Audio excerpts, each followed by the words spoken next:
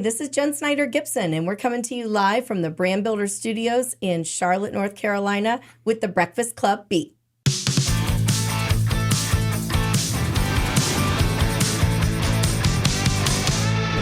I am so excited about our Breakfast Club Beat podcast today. We have Keva Walton, who is the CEO of the Mecklenburg County Alcoholic Beverage Control Board. Welcome. Thank you. Welcome. Thank you. I appreciate it. Enjoy being here. Well, I want to share with you something, and I know I've told this to you and your team before. Before you were part of our Breakfast Club family, you were a speaker for our lunch series about probably 2 years ago. Wow. And when you came in to speak, Keva, I had absolutely no idea on the impact that Mecklenburg County ABC Board has in our community. And I'd really love to tee this up with you sharing just some background on who you are, why you exist, and how long ago you guys started. Wow. Well, Jen, first of all, applause to you for the great work you're doing with the Breakfast Club. I mean, Thank every you. session is meaningful and impactful, and the relationships are key. And I think one of the things we know about Charlotte is relationships really do matter. And Absolutely. Hood Hargett is at the center of that. So Thank you. we're appreciative to be a part of that. But as far as Mecklenburg County Alcoholic Beverage Control Board, and thank you for saying that whole spiel there. We are 76, approaching 77 years old. And keep in mind, coming out of Prohibition in the 30s or whatever year that was, the country was deciding, how do you handle spirituous liquor? And it was decided that states would handle it themselves.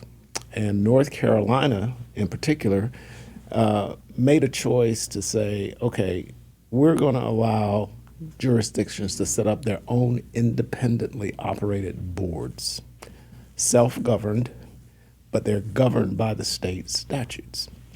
And so currently there are 17 controlled states. I don't like that word. I'd prefer managed or facilitated. Some other word, controlled, has a negative connotation with it. But North Carolina said, we're going to allow each jurisdiction to set up their own. And North Carolina is the only one, I believe, who has done this way. And so consequently, Mecklenburg County Board of Commissioners are our enabling body. They gave us life 70-some years ago.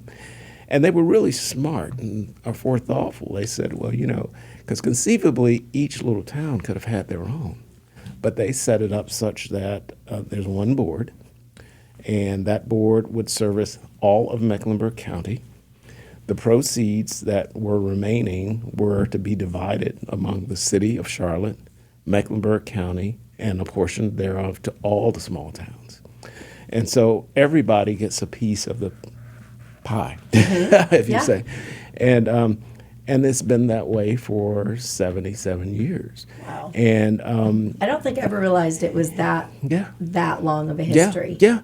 That was a major referendum in the 1947 to pass the legislation. Because keep in mind, and I guess it's the marijuana of today is the same then, because it was very controversial. The whole temperance movement, and there was a huge movement to ban spirituous liquor and the speakeasies and bootlegging, and so a whole criminal enterprise kind of evolved out of that era.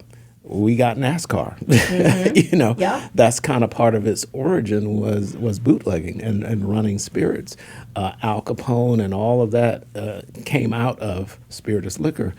But what they found from an economic standpoint is that, you shut down that, then the restaurants and the entertainment venues. So the whole economy, there's a whole economy wrapped around the spirituous liquor.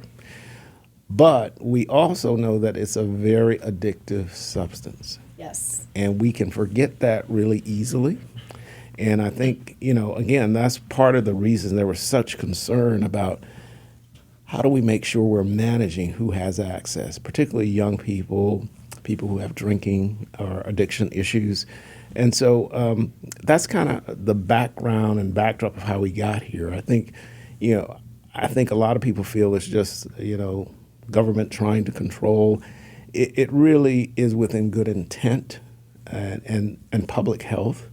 And I like to think of it as this is probably the very beginning of social responsibility. Yeah. You know, it became popular in the more recent times, but this is I think one of the first national things where social responsibility mattered. And we saw what it did to people, families, and communities. And so there's a logic and a reason why. I appreciate so much on a personal level you bringing up the addiction side, because you and I have had several conversations in the past. My husband's in recovery. We walk that every day in our personal lives. And I think one of the things when I first met you and you were a speaker for us, I was so touched by the amount of giving back that you're giving in the recovery space. Right. And I would love for you to touch on that, because I think there's a lot of people in Mecklenburg County that benefit significantly because of the dollars that you bring in for help. Yeah. Well, you know, and to some people it's counterintuitive. You know, you sell spirituous liquor and then you go treat the people. Well, the reality is if there was not this model, people, in fact, would access it, and you know there'd be no recourse or no support for them. So all the boards across North Carolina invest in substance abuse treatment, recovery, education, and research, and it's a major thing for the state of North Carolina as well as Mecklenburg. So on an annual basis, well, first of all, let me go back to 1957, I believe. The board actually co-founded what is now Anuvia.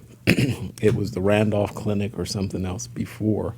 And we were a founding member. We actually purchased the real estate on Randolph Road, which I'm proud to say we officially transferred the whole piece of real estate to Anuvia in total maybe a year and a half ago.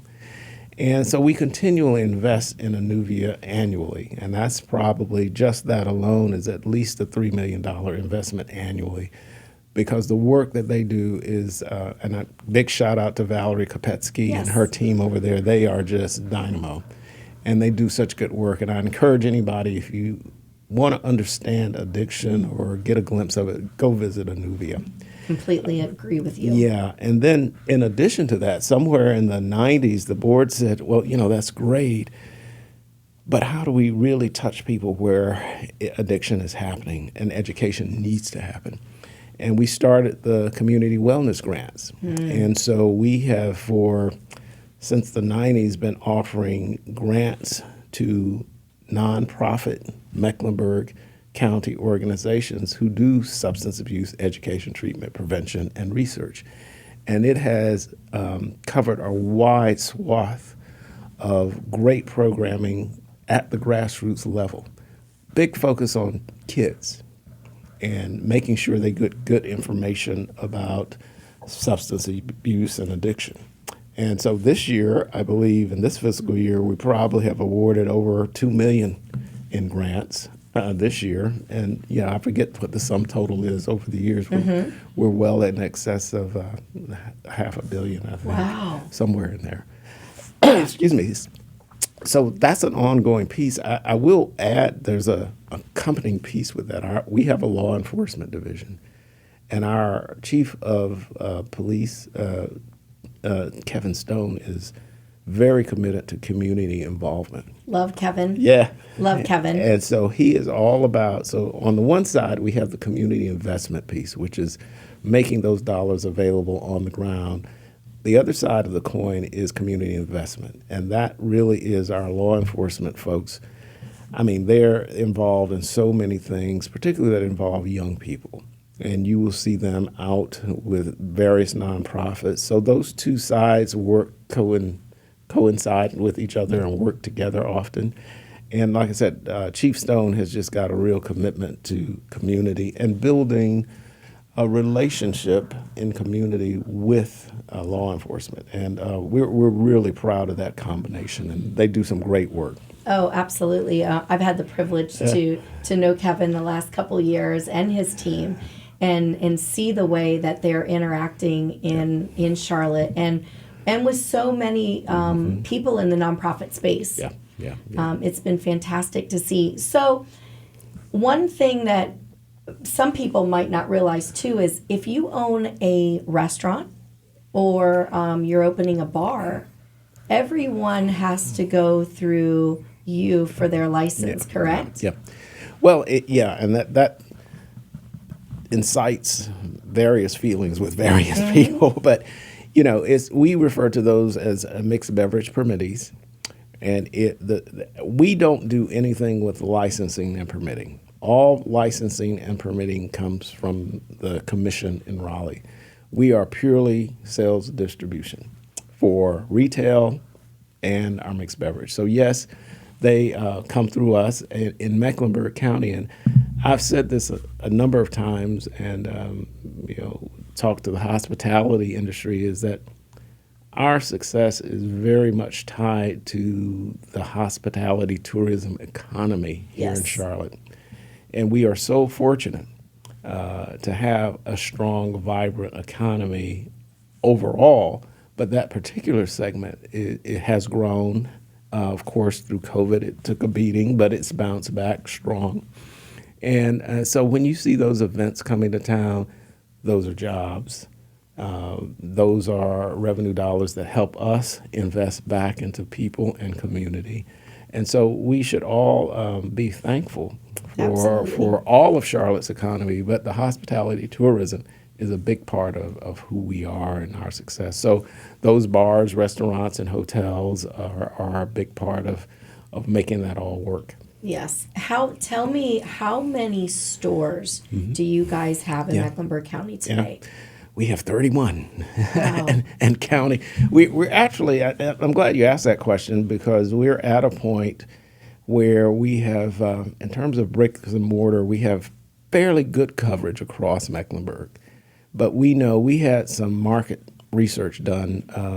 I'm proud to say our folks at UNC Charlotte, my alma mater, did some great research with us, Dr. Mana Blankston and team there. And we needed to look at post-COVID, how had Charlotte changed? Yeah. Where was it growing? Because rooftops matter for a lot of different reasons. And so we are now in the process. So that was kind of part one, to understand where is the growth, where is it happening. Part two now, we're in the stage of, okay, so where specifically on the ground do we go? And so, sometime probably early 2026, we'll have some thoughts about that and build it into our 3-year plan. But we're also looking at different ways of delivering. I always think of the Chick-fil-A over in Cotswold. They got rid of their dining room. I think COVID brought a recognition that, hey, people like drive-through, they like convenience. Yeah. So we're exploring new ways of opening new markets, because it's not, you can't just build a store and expect it to automatically produce revenue, because then you begin to cannibalize what's already there. So we've got to be a little more smart and a little more strategic about where we locate stores and how they service the community. Well, you teed me up for where I wanted to go next, because I wanted to ask you, and especially with you saying how COVID changed the landscape.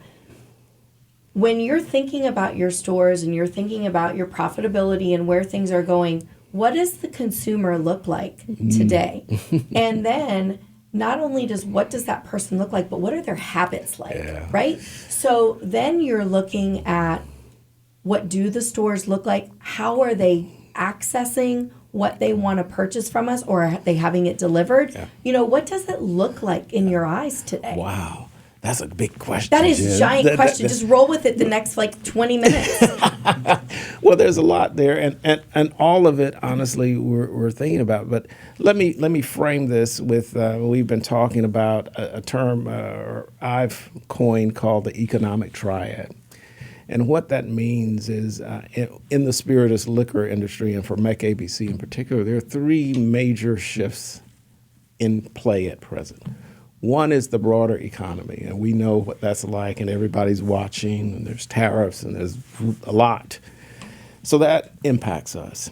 The other thing that impacts us is the spirituous liquor industry overall. It's going through, I guess disruption would be a fair amount to say. Again, tariffs have impacted their sales abroad, so that's impacting, their bottom line. And so everybody, and I always tell everybody, watch any playoff game and count the number of spirituous liquor commissioners you see. And that will tell you that the industry is changing. The third piece is really, I think, significant for everybody, and that's demographics, specifically Gen Z. Gen Z shows up completely different from the boomers and the Xers. Gen Z is very health conscious. Mm-hmm. They're not necessarily into binge drinking, which is a good thing. And there's this term that I can never pronounce, and I'm going to slaughter it, but it's omnibulous, which means people have all this choice now. There's THC infused. We know that in certain markets, the legalization of marijuana is a choice. So all of a sudden, you've got this confluence of these three forces that are at play today, and that has directly impacted our profitability, our operation, and the decisions we make. So being thoughtful and strategic about our next moves is not an option to not be.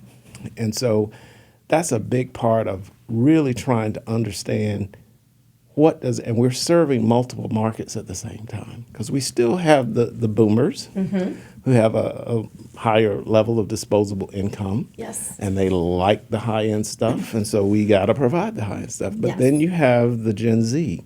They love the canned drinks, yes. the convenience, probably the cost differential. And so you're seeing this, shift, and it's both and. It's not an either or. So we're in the position of really having to better understand, because each store has its own demographic. Some stores are clearly, shall we say, bourbon stores that, other tequila is ubiquitous. Everybody's after tequila.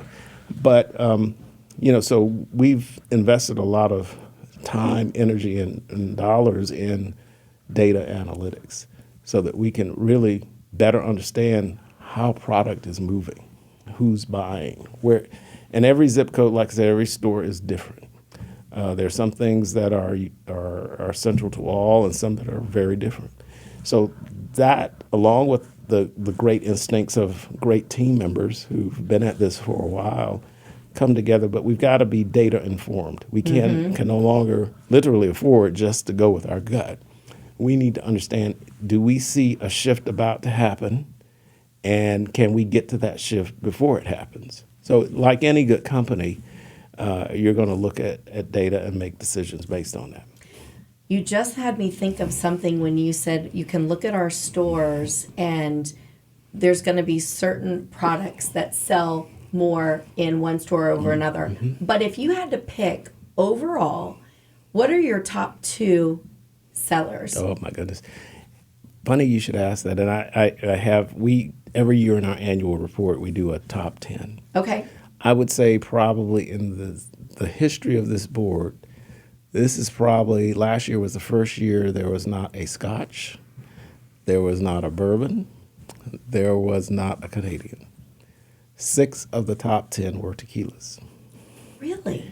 6 of them, huh? The remainder were, the vodka category is the largest. But again, what I was saying about tequila, about demographics, it's branding. You think of all the celebrity names that are out there on tequilas. That was really quite shocking and telling, that, no whiskey, no Scotch, no Irish, none of that showed up in the top 10. I am fascinated by that, because then when you look at that, I mean, you're automatically thinking about your positioning in the stores and perhaps the dollars that you're spending on certain brands or different promotional pieces and different things that you're bringing in as well that maybe are changing. They are indeed. Again, we call them RTDs, ready to drinks. Suffice it to say, we purchase tractor trailer loads. The thing that I think is going to be interesting is you know, perhaps your preferences get established early in your life. Mm-hmm. Do those preferences stay with you throughout life, or do they change? If they stay the same, and we project out that this Gen Z bubble moves through, that's going to fundamentally shift how what's consumed, what's distilled, and so this is not, I don't believe, just a momentary thing. I think we've got to watch Gen Z and those that follow, and their preferences will shape the next 5 to 10 years of spirituous liquor consumption.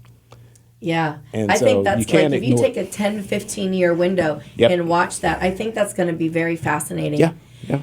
Okay, you just made me think of something else then, too. Something that I'm really seeing traction with, I've seen this a lot in Nashville. I've seen it some here in Charlotte. The bars that are opening that are non-alcoholic bars. Oh, yeah. And where do you see that going? Because I personally, I think because I live in a recovery life every day, I really I'm keen to seeing it. But Yeah. I feel like that's growing exponentially right now. Yeah, I was at a conference a couple of years ago in New York City, and there was a whole panel about the alcohol-free movement. And there are organizations that do pop-up events that are alcohol-free. You look at the growth of Dry January, Sober October, you know. Mm-hmm. So there is, it's health consciousness. I believe it's disposable income availability, and just taste. Yeah. I mean, you know, and convenience. So it's a factor that we see, and you know, again, I think even some of our mixed beverage establishments are now selling cans. Mm-hmm.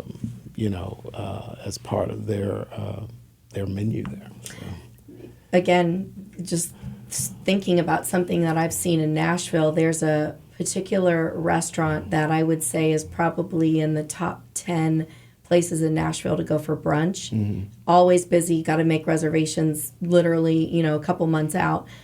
And I remember the first time I was in there, and they had a section of their menu that was pretty significantly large with non-alcoholic, like spritzer type drinks they were making. And I asked the server, I was like, I love seeing this on here.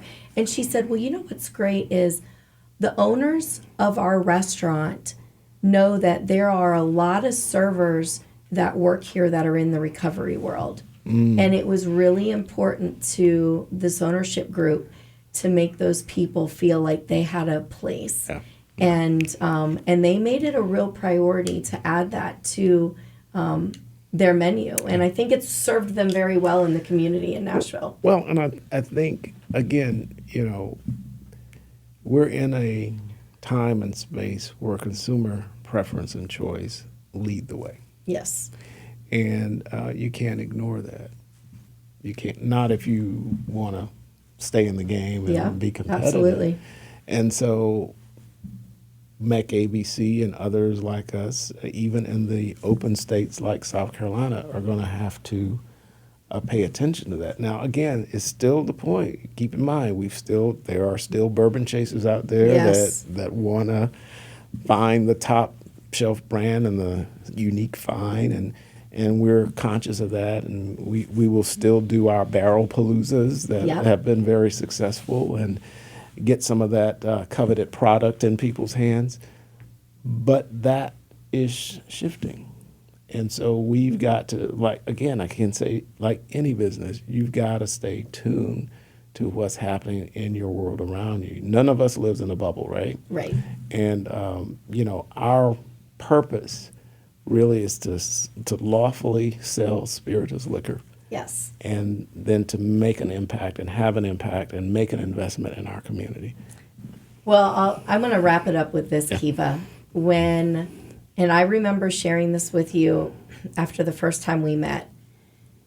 learning from you on the impact side of what Mecklenburg County ABC Board does in our community is nothing short of spectacular. Thank you. And I really mean that. I mean, you guys are walking the walk, and you are making significant strides in helping. And there's never going to be a shortage of people that like to go out and have a drink and have a good time. But you're also on the other side to make sure that for the people that need help, that you're there. Yeah.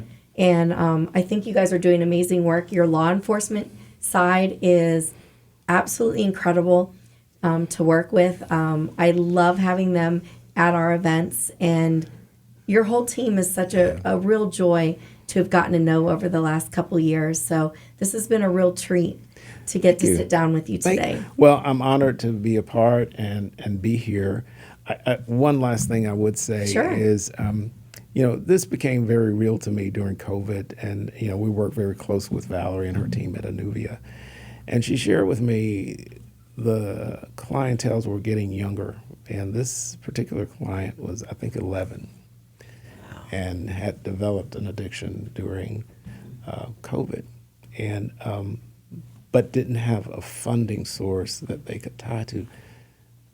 The dollars that our co-investors provide by purchasing at MEC and ABC ensured that that young person got the treatment they needed.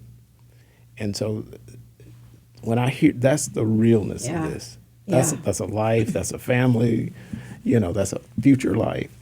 And and I say co-investors because if you visit our stores and you are drinking responsibly, as an adult, certainly you have that. As a person of legal age, you have that.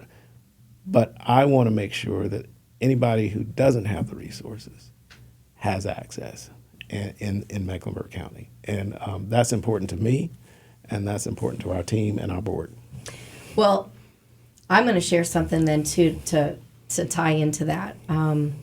When you say that in about an 11-year-old, it is, I live that life of wanting to, I'm in a family where my husband was able to break the cycle. And so many families, the cycle is never broken. And so when your dollars are able to help that 11-year-old, you don't know what impact that's also going to have on potentially that person's parents or that person's grandparents, and where that family might be able to go now because you made that investment. For my husband, being in the music world, it was Music Cares. And Music Cares was able to scholarship him in to probably the #1 facility in the country for people in the music world. And we never took that for granted. Because of that, he was able to become a better husband and a better father and break that cycle. So you broke a cycle with that family and probably countless others that you don't even know about right now. Thank you for sharing that personal side, because it is personal. It's very personal. And if you're not impacted, you would never understand completely. Absolutely. You might appreciate, but you would. Thank you, Jen. Thank you this on was so was really great. So thank you guys. And if you get a chance, listen to us on any of your streaming platforms or watch us on our YouTube channel. Have a great day.